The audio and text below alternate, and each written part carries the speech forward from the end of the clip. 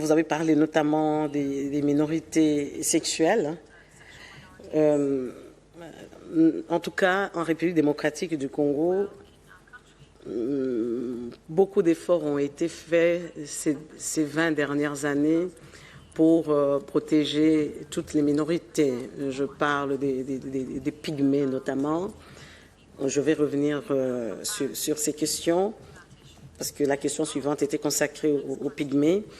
Mais parlant des minorités sexuelles, j'avais déjà répondu à cette question la dernière fois que j'étais ici au Conseil des droits de l'homme. Ah non, c'était pour les PU. J'ai dit qu'en République démocratique du Congo, il n'y a aucune loi qui criminalise l'homosexualité. Mais en même temps, il n'y a aucune loi qui autorise le mariage homosexuel. La Constitution, la loi fondamentale de la République démocratique du Congo stipule clairement qu'un homme ne peut épouser qu'une femme et qu'une femme ne peut épouser qu'un homme. Le code de la famille également, et dans toutes les cultures de la République démocratique du Congo, en tout cas toutes les 26 provinces, aucune coutume n'autorise le mariage entre un homme et un homme, une femme avec une femme. Vous avez parlé du droit des pygmées de protéger leur culture. Je me dis que nous aussi, en tant que Congolais, en tant qu'Africains subsahariens, nous avons le droit de protéger notre culture. Donc, à ce stade, il n'y aura pas de mariage homosexuel chez nous, parce que nos coutumes ne les acceptent pas. Et puis, toutes les religions, en tout cas reconnues en République démocratique du Congo, quoique l'État est laïque, aucune de nos religions n'accepte le mariage homosexuel. Tant que l'homosexualité est pratiquée en privé, il n'y a pas de problème. C'est la vie de chacun. Mais on n'est pas prêt, moi y compris d'ailleurs, à accepter le mariage homosexuel en République démocratique du Congo.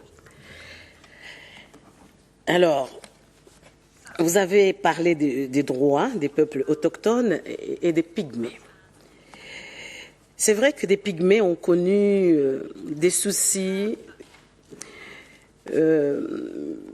depuis les débuts des différentes guerres ici et là, en République démocratique du Congo. Certains ont été obligés de quitter leur milieu de vie à cause de la guerre, mais il y a d'autres également qui ont été maltraités simplement parce qu'ils étaient pygmées. Mais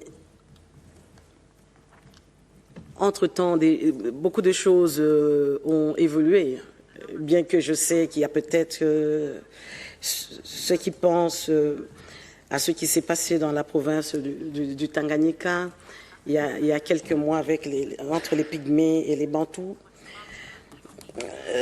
Les Pygmées qui étaient venus me voir au ministère m'ont dit que parmi leurs revendications, ils demandaient que les hommes bantous acceptent d'épouser des femmes pygmées et vice-versa, et que les femmes bantous acceptent d'épouser des hommes pygmées.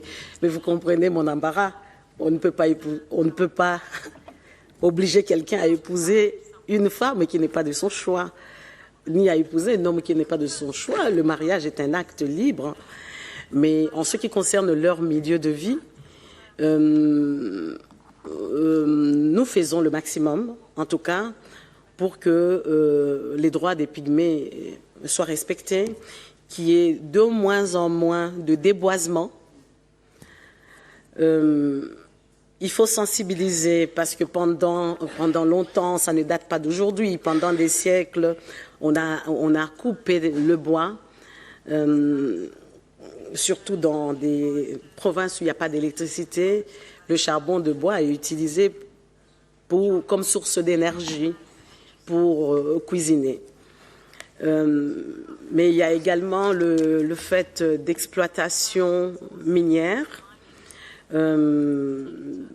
dans certaines provinces où il y a des carrières minières, il y a eu des pygmées qui ont été déplacés, mais le gouvernement de la République démocratique du Congo a demandé que ces sociétés minières, lorsque elles investissent dans une province, qu'elles puissent construire des écoles pour les peuples autochtones, qu'elles puissent construire des dispensaires et également acheter des médicaments pour ces populations, mais également permettre à leurs enfants de pouvoir aller à l'école gratuitement, parce que vous comprenez bien que les pygmées n'ont pas les moyens de subsistance.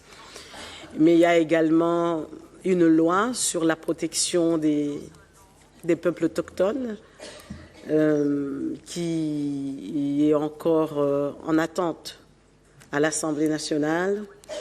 J'espère que lors de cette législature, cette loi sera votée et promulguée.